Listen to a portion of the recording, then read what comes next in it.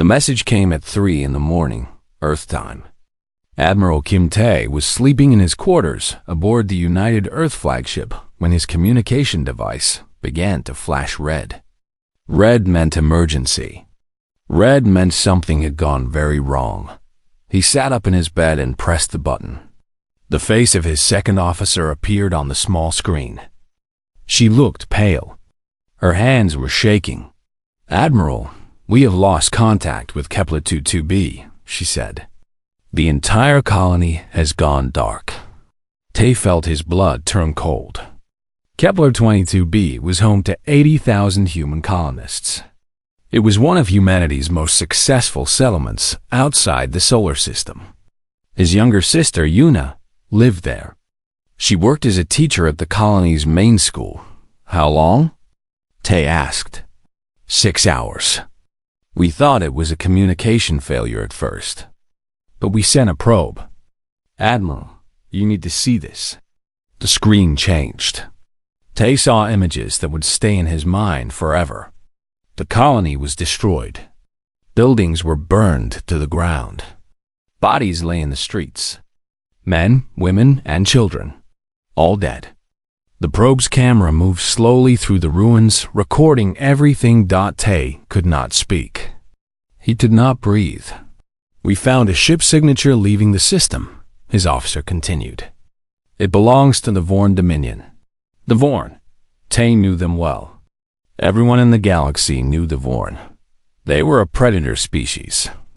They had sharp teeth and 4 arms. They believed they were the strongest beings in the universe. They looked at other species the way a wolf looks at sheep. Humanity had been part of the galactic community for 50 years.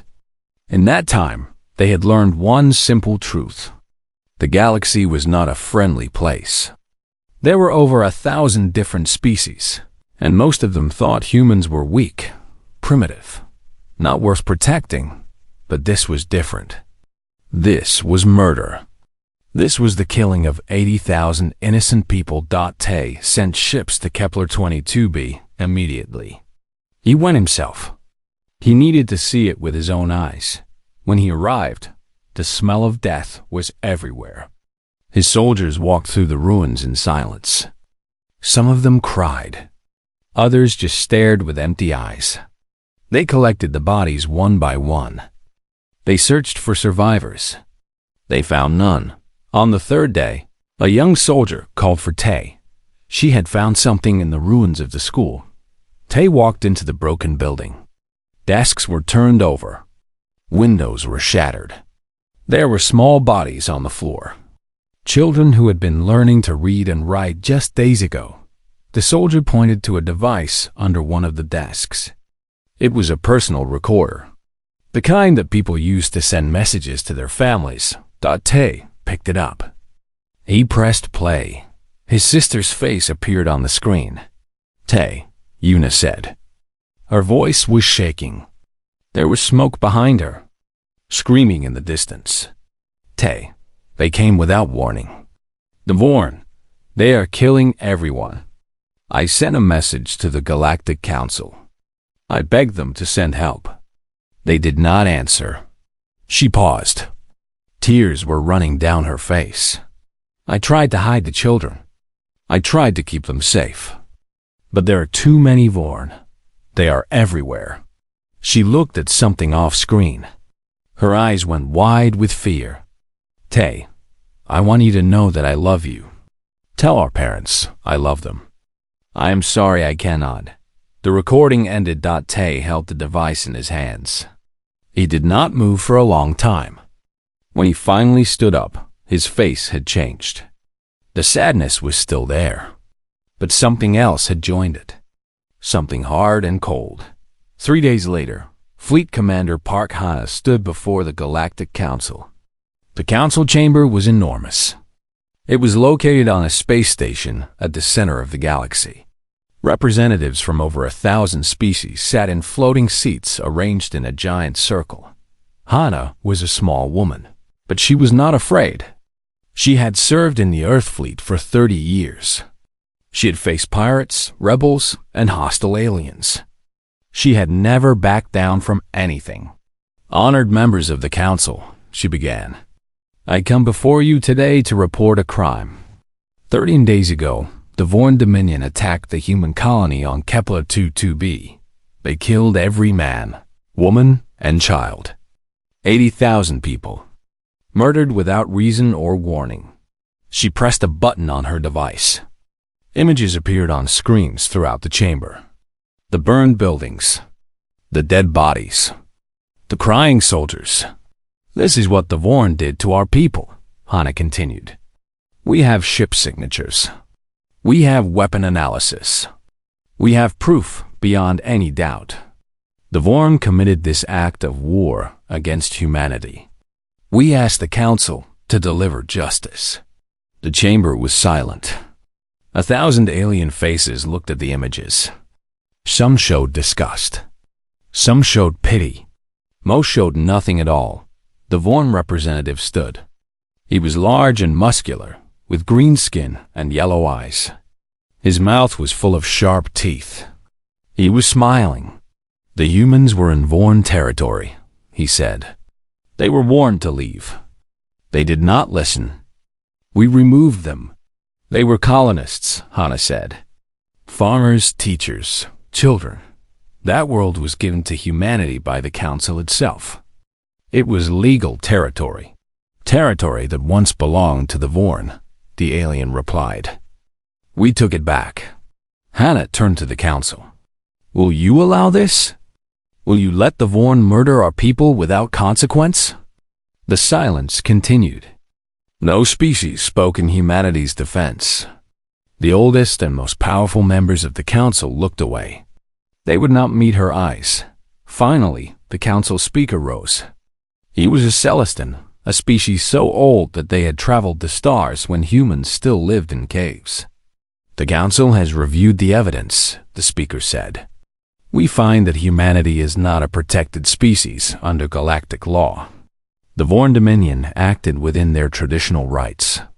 The matter is considered internal to both parties. The Council will not interfere." Hana stared at him. "You are saying that our lives do not matter? That 80,000 deaths mean nothing?" "I am saying that the Council has spoken." The Vorn representative laughed. It was a cruel, ugly sound. Hana looked around the chamber one last time. She saw the faces of 1,000 species. None of them would help. None of them cared. "Very well," she said quietly. "I will deliver your answer to my people." She turned and walked out of the chamber. Her footsteps echoed in the silence. When the doors closed behind her, she allowed herself one small smile. They had no idea what was coming. President Lee Juho stood at the window of his office in New Geneva. The city stretched out below him, bright and peaceful under the afternoon sun. Flying cars moved through the sky. Children played in the parks. People walked the streets without fear. They did not know yet. In a few hours, everything would change. His assistant knocked on the door. "Mr. President, they are ready for you." Junho nodded. He put on his jacket and walked to the United Nations chamber. Every seat was filled. Leaders from every nation on Earth were present. Cameras broadcast to every screen on the planet. 7 billion people were watching. Junho stepped up to the podium. He looked out at the faces before him. He saw fear in some eyes, anger in others, hope in a few. "Citizens of Earth," he began. 3 weeks ago, our colony on Kepler-22b was attacked by the Vorn Dominion. 80,000 of our brothers and sisters were killed. They were not soldiers. They were farmers, scientists, teachers, and children. They did nothing wrong. Their only crime was being human. He paused. The chamber was completely silent. We sent our best representatives to the Galactic Council. We showed them the evidence. We asked for justice. We asked for protection. We asked for help. He pulled a piece of paper from his pocket. His hands were steady. "This is the Council's official response. I will read it to you now. He cleared his throat.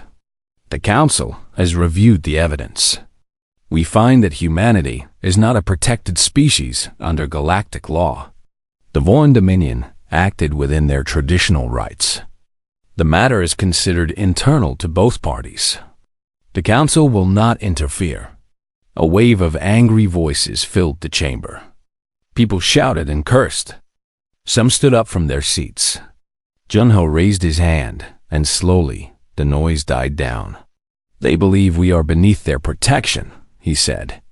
They believe our lives do not matter. They believe we are too weak to fight back. He looked directly into the cameras. They are wrong. He pressed a button on the podium. A huge screen behind him came to life. It showed ships. Hundreds of ships. They were unlike anything the galaxy had ever seen. Their designs were new. Their weapons were hidden. They looked fast and dangerous. For 50 years, we have watched and learned, Junho continued. We have studied the technology of every species we met. We have improved it. We have made it our own. The galaxy thinks we are primitive.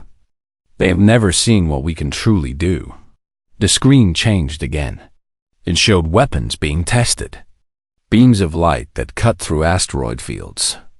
Missiles that move faster than anything in known space. Shields that could block attacks from entire fleets. We call this the Prometheus Protocol, Junho said. It was created in secret. Only a few people knew it existed. We hoped we would never need to use it. But the Vorn have given us no choice. The Council has given us no choice. He turned to face the leaders in the chamber. I am asking the United Nations to authorize Operation Reckoning. We will not wait for another attack. We will not beg for mercy again. We will show the galaxy that humanity is not prey. We will make the Vorn pay for what they have done. And we will make sure that no alien species ever thinks about attacking our people again. The vote was fast. It was unanimous. Every nation agreed. Earth was going to war. Defense Secretary Chomina stood before the military command center. The room was filled with screens showing ship positions, fleet movements, and battle plans. Officers worked at their stations with focused faces. The fleet is ready, Mina said to Admiral Tay, who stood beside her. 400 warships. 50,000 soldiers. More weapons than the Vorn have ever faced. Tay nodded. His face was calm, but his eyes burned with a fire that never went out. He had not slept well since finding his sister's last message. Every time he closed his eyes, he heard her voice. He saw the fear on her face. The Vorn have 40 star systems, Tay said. They have a fleet of 1,000 ships. They will not surrender easily. They will surrender, Mina replied. Or they will die. Those are the only options we are giving them. Tay walked to the main screen.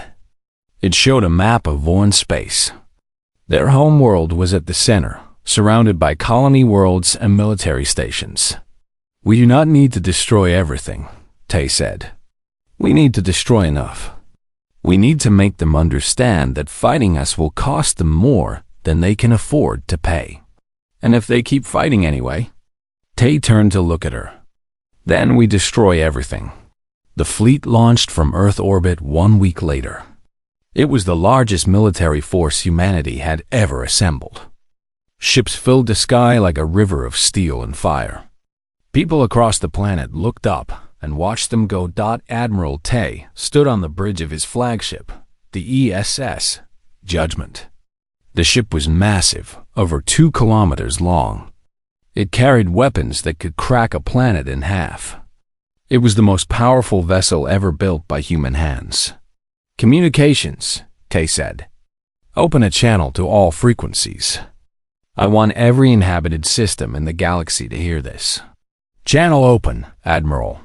Tay stood straight. He spoke clearly. His voice carried across 1,000 light years. To the Galactic Council. To the Vorn Dominion. To every species that watched our people die and did nothing. Hear me now, he paused. 50 years ago, humanity reached the stars. We came in peace. We offered friendship. We asked only to be treated fairly. You refused. You looked down on us. You called us primitive. You called us weak. You let our children be murdered and called it our problem. His hands formed fists at his sides. We are done asking for acceptance. We are done begging for protection. From this moment forward, humanity will protect itself. And we will start with the Vorn. He looked at the star map before him. The Vorn homeworld glowed red at its center. The Vorn Dominion has 72 hours to surrender their entire species to human judgment. Their leaders will face trial for the massacre of Kepler-22b. Their military will be dismantled. Their weapons will be destroyed. This is not a request. This is an order. He let the words sink in. For every hour past that deadline, we will destroy one Vorn world. We will start with their homeworld, then their colonies, then their stations. We will not stop until they surrender or until there are no Vorn left in the galaxy. Tay's voice grew cold. The council chose silence. We choose war. You had your chance to show us justice. Now you will see ours. This is not a negotiation. This is not a threat. This is a promise. He cut the transmission. The bridge was silent. Every officer looked at their admiral with respect and fear. They knew what they were about to do. They knew it would change everything. Set course for the Vorn homeworld, Tay said. Maximum speed. The fleet jumped into hyperspace. The war had begun. Across the galaxy, species watched the transmission again and again. Some laughed at the small humans and their tiny fleet. Some worried about what might happen next. But most just waited. They wanted to see if humanity would actually follow through with their threat. They would not have to wait long. The Vorn High Council met in their great temple on the homeworld. The building was ancient, built from the bones of species they had conquered thousands of years ago. Paintings on the walls showed Vorn warriors standing over defeated enemies. It was a place of pride and power. High Warlord Gorak sat on his throne of black stone. He was the largest Vorn alive, with scars covering his body from 100 battles. He had killed more enemies with his bare hands than most soldiers killed in their entire lives. He was feared by every species in the galaxy, and he was laughing. Did you hear the human message? He asked his generals. 72 hours. They give us 72 hours to surrender. To them, the generals laughed with him. The sound echoed through the temple like rolling thunder. They have 400 ships, one general said. We have 1,000. They have been in space for 50 years.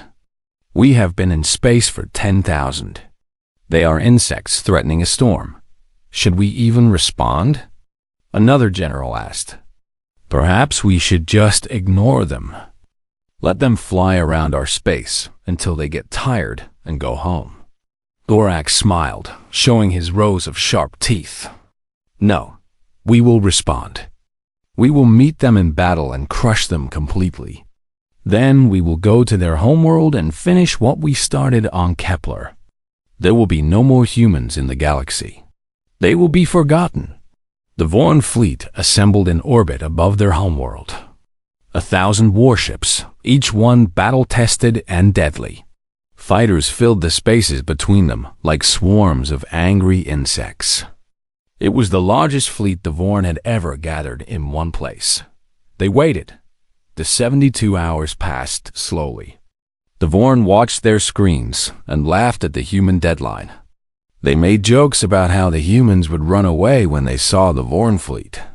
They bet on how quickly the war would be over. The deadline came. Nothing happened. 1 hour passed. Then, too, the Vorn generals began to relax. Maybe the humans had realized their mistake. Maybe they had turned their ships around and gone home. Then a single ship appeared at the edge of the system. It was not very large. It was less than a kilometer long. Compared to the Vorn warships, it looked small and weak. It floated there alone, surrounded by empty space. One ship? Gorak said.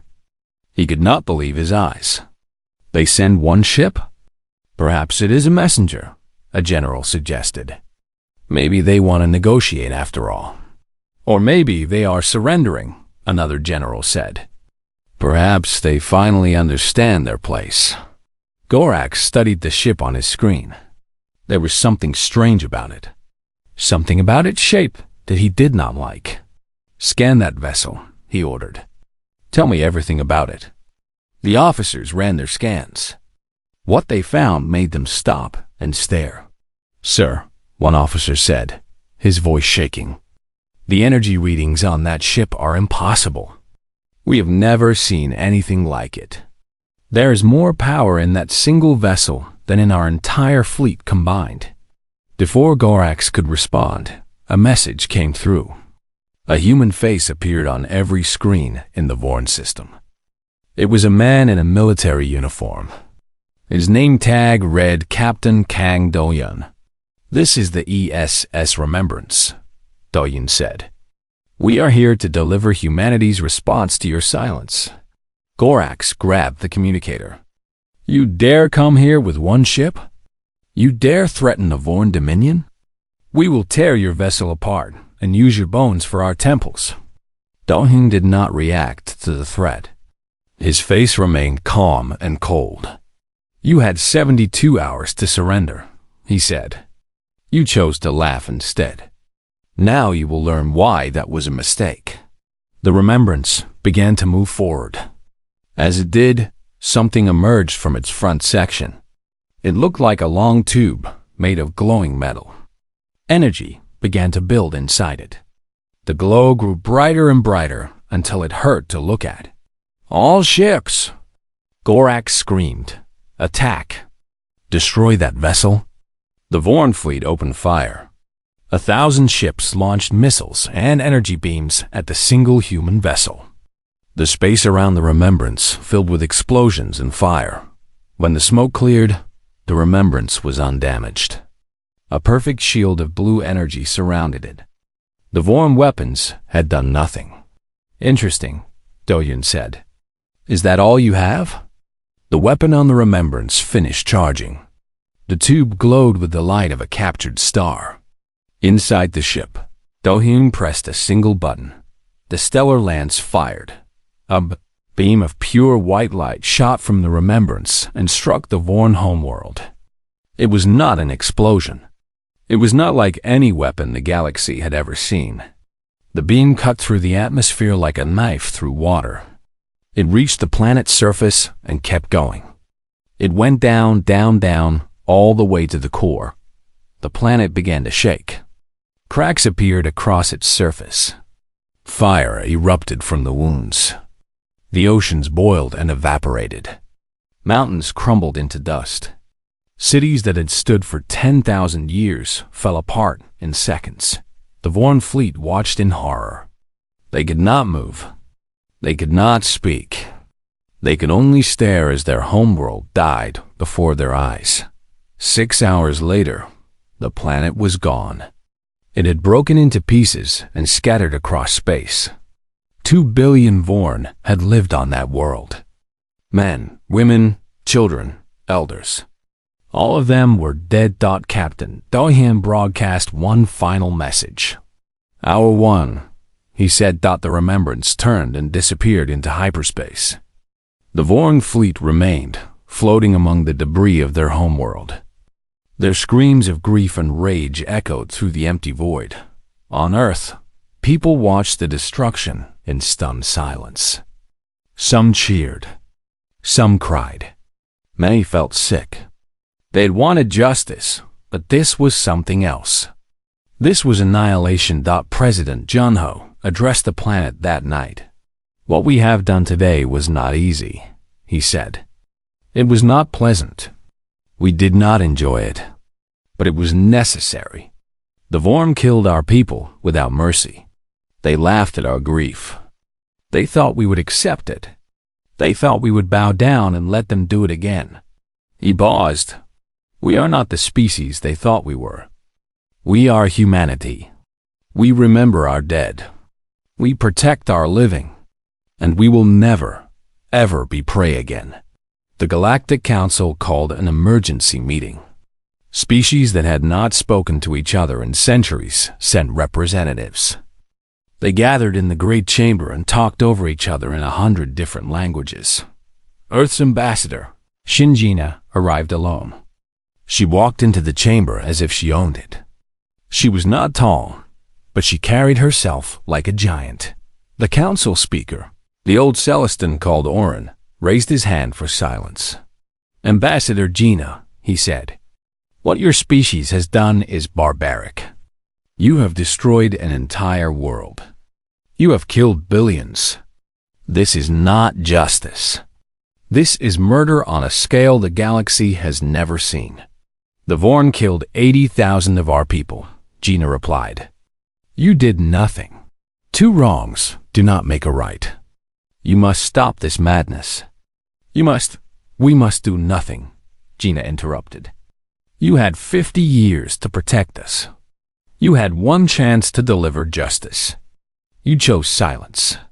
She looked around the chamber at the 1,000 alien faces. The humans came to you with open hands. We asked to be your friends. We asked to be your partners. We asked only for fairness. You looked at us and saw something weak, something to be used and thrown away. She took a step forward. Now watch.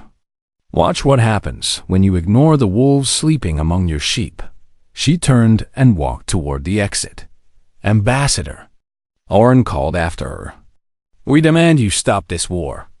We will not allow, you will not allow. Gina stopped and looked back over her shoulder. You will not allow? She laughed. It was a cold, sharp sound. You cannot stop us.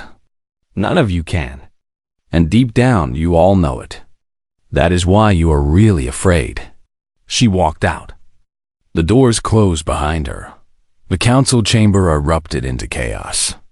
Species accused each other of causing this disaster. Old enemies blamed old friends. Alliances that had lasted millennia began to crack.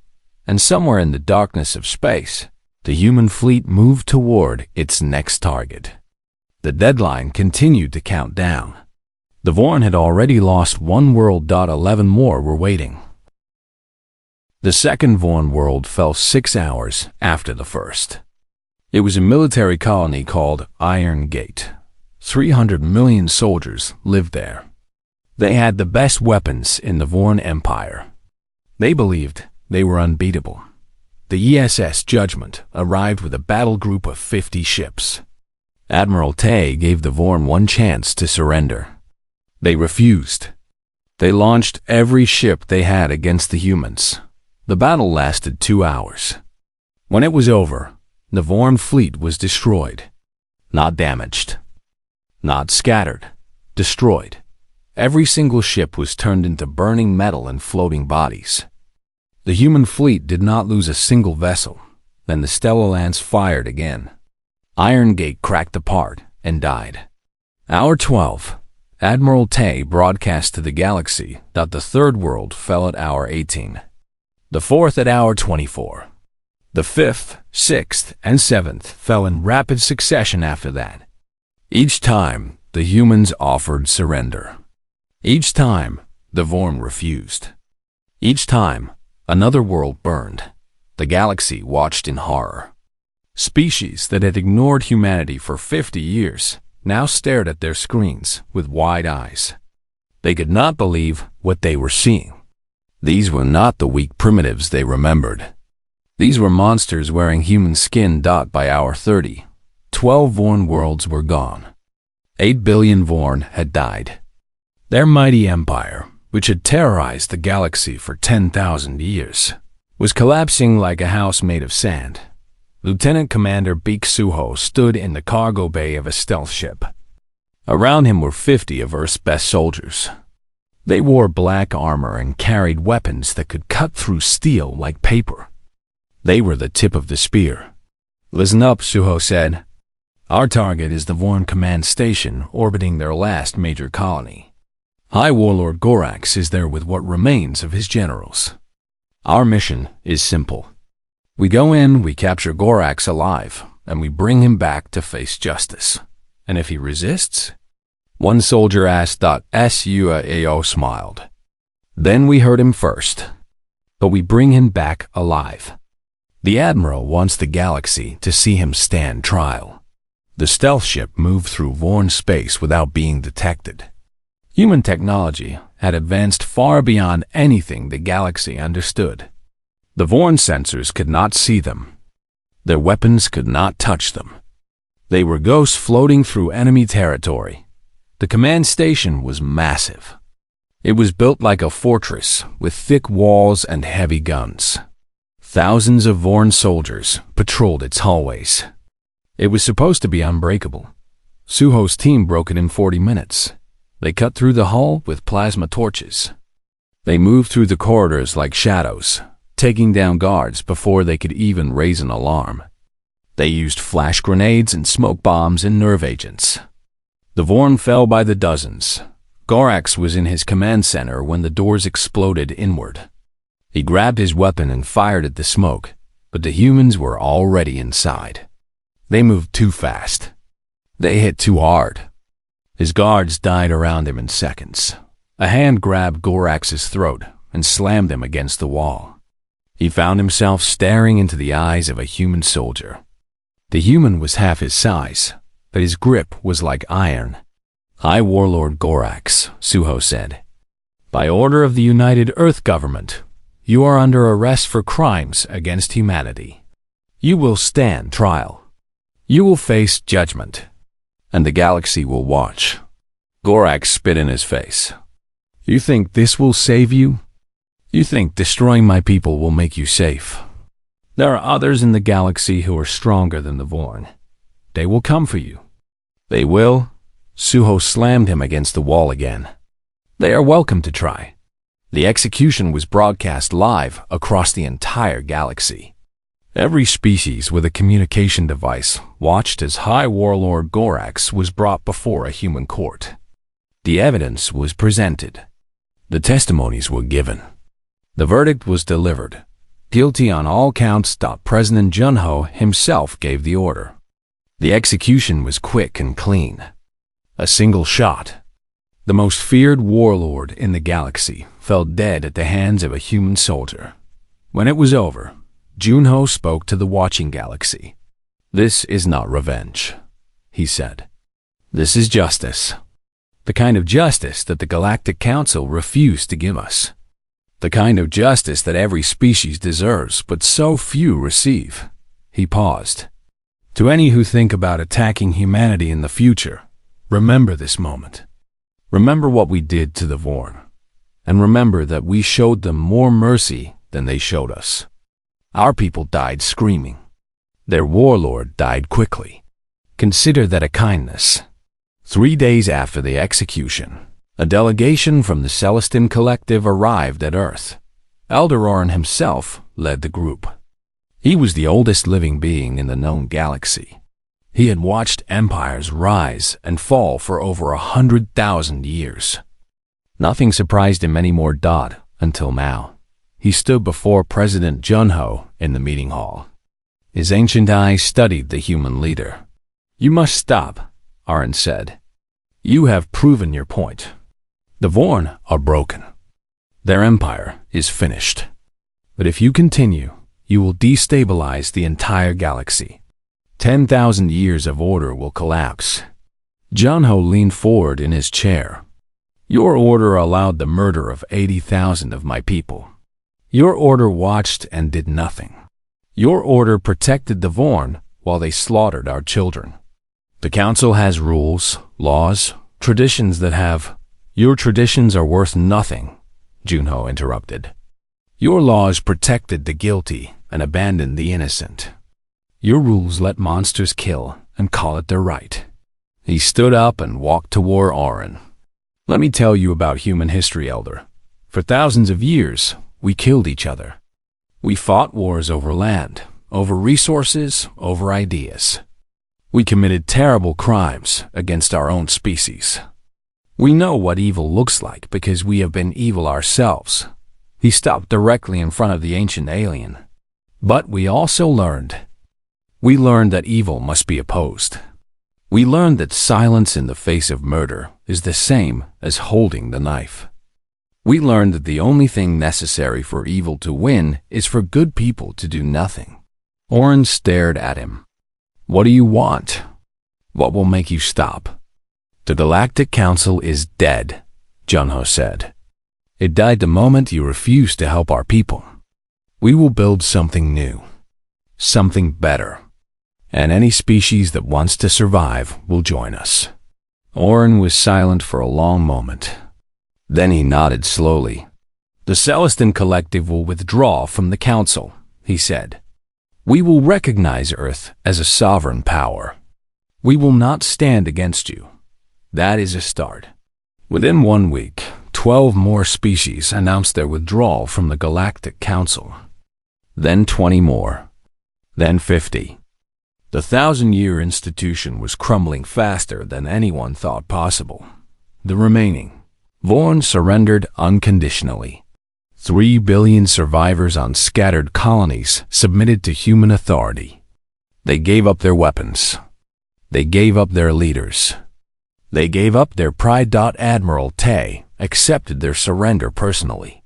He stood on the bridge of the Judgment and watched the Vorn ships lower their shields and power down their weapons. It is over, his second officer said. We have won. Tay shook his head. This part is over. The next part is just beginning. He looked out at the stars. Somewhere out there, other species were watching what humanity had done. Some were afraid. Some were angry. Some were already making plans. The galaxy would never look at humanity the same way again. The weak primitives had become something else. Something dangerous. Something that could not be ignored or dismissed. Something that would reshape the stars. 6 months after the war ended, Admiral Kim Tae returned to Earth. He had spent the time traveling from system to system, accepting surrenders and establishing order. He had become the most famous human in the galaxy. Children on 1,000 worlds knew his name, but he felt no joy that he landed his shuttle in New Geneva on a quiet morning. He wore civilian clothes instead of his uniform. He wanted to walk alone, without guards or cameras or crowds. He needed to do something private. The memorial garden for the Kepler-22b colonists was located on a hill, overlooking the city. It was a peaceful place, with green grass and tall trees and gentle streams. 80,000 names were carved into stone walls arranged in a circle. Each name was lit by a small eternal flame. Tae walked through the garden until he found her name. Kim Yuna, beloved sister, beloved teacher, beloved friend. He reached into his pocket and pulled out a small pendant. It was shaped like a bird in flight. He had given it to Yuna on her birthday, years ago, before she left for Kepler. He had found it in the ruins of her school, still hanging around her neck. He placed the pendant at the base of the wall, below her name. I kept my promise, he said quietly. They paid for what they did. Every single one of them. But it does not bring you back. It does not fill the empty space inside me. He stood there for a long time, watching the flame flicker. I wonder if you would be proud of me, he continued. Or if you would be horrified by what I became. You were always the gentle one. You believed in kindness and understanding. You thought everyone deserved the chance. A tear rolled down his cheek. Maybe you were right. Maybe I was wrong. But when I heard your voice on that recording, when I saw the fear in your eyes, something inside me broke. And something else took its place. Something hard. Something that could do terrible things without hesitation. He wiped his face with his hand. I do not know if I can ever be the person I was before, but I know that what happened to you will never happen to anyone else. Not while I live. Not while humanity has the power to prevent it." He saluted his sister's name, turned, and walked away. The formation of the Interstellar Compact happened 3 months later. Representatives from 400 species gathered on a new space station built by human engineers. It was larger than the old council chamber. It was designed to hold many more members. Ambassador Shinjina stood at the center of the assembly. She wore a simple white suit. Her face was calm and confident. "Thank you all for coming," she said. "I know that many of you are here because you are afraid. You saw what we did to the Vorn. You worry that we might do the same to you." She paused and looked around the chamber. "I will not lie to you. Humanity has become a military power unlike anything the galaxy has seen before. We have weapons that can destroy worlds. We have ships that can cross the galaxy in days. We have soldiers who can infiltrate any fortress and kill any target." She let the words sink in. "But we do not want to use these things. We did not become strong because we love war. We became strong because we were forced to. Because we were attacked and abandoned and left to die." She pulled out a small document and held it up. "This is the founding charter of the Interstellar Compact. It is different from the old council in many ways. But the most important difference is this one clause." She read aloud. "No sapient being shall be abandoned to slaughter. Silence in the face of atrocity is complicity, and complicity will be answered." She lowered the document. "If any species joins this compact, they will be protected. Not someday. Not when it is convenient. Not when it benefits us. They will be protected always. No matter who threatens them. No matter how powerful the enemy." She looked at the assembly with fierce eyes. "And if any species attacks a compact member, the rest of us will respond. Together. Immediately. Without exception." The chamber was silent. 400 species considered her words. Elder Aron of the Celestin Collective was the first to speak. "The Celestin Collective accepts these terms," he said. "We will join the Interstellar Compact." A wave of murmurs ran through the assembly. If the oldest and most powerful species in the galaxy was willing to join, perhaps it was safe. One by one, other species announced their membership. Some did it quickly. Some took their time. But by the end of the day, 350 species had signed the charter. The old Galactic Council was officially dead. The Interstellar Compact had taken its place. And at its center, guiding its policies and protecting its members, was humanity. Years passed. The galaxy slowly adjusted to the new order. Trade routes reopened. Conflicts were settled through negotiation instead of war. Species that had been enemies for millennia learned to live as neighbors. Humanity changed too. The anger that had burned so hot began to cool. The new generation did not remember the massacre of Kepler 22b firsthand. They knew it as history, not as a fresh wound. But they never forgot. When a young species called the Lanari faced extinction at the hands of a rogue empire, they sent a desperate call for help.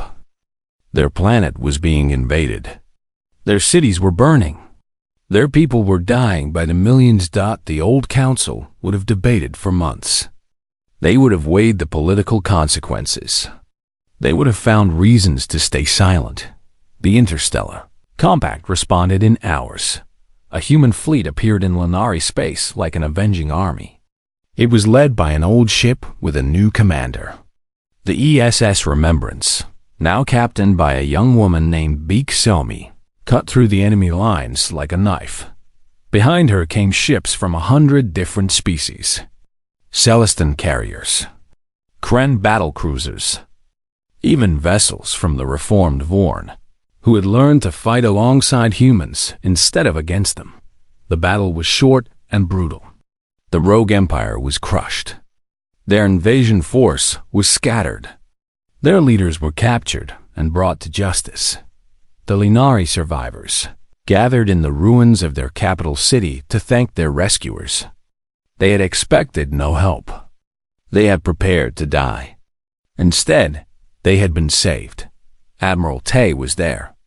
He was old now. His hair was gray and his face was lined with age.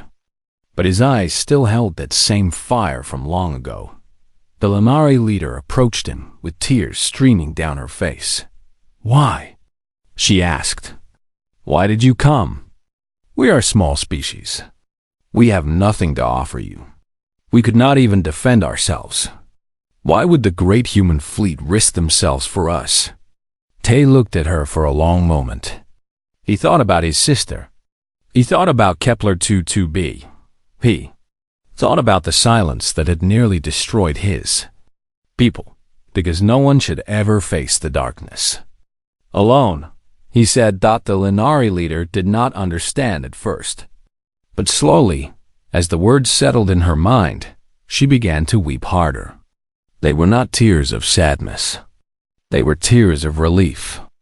Tears of gratitude. Tears for a universe that suddenly seemed less cruel. Tay put his hand on her shoulder. "The galaxy is a dangerous place," he said. "It is full of species who will hurt you and ignore you and pretend your suffering does not matter. But as long as humanity exists, as long as the compact stands, you will never be alone." He looked up at the sky where human and alien ships floated side by side. "That is who we are now. That is what we have become. Not just warriors. Not just conquerors. We are protectors. We are the answer to the silence. We are the light in the darkness." He smiled. It was the first real smile he had felt in years. "And we are just getting started." Above him, the Linari sun began to rise. Its light washed over the ruined city, turning the destruction into something beautiful. A new day was beginning. A new chapter in galactic history. And at the center of it all, standing where they had always belonged, was humanity. Not prey. Not primitives. Not something to be ignored. Something else entirely. Something wonderful. Something terrifying. Something the galaxy would never forget.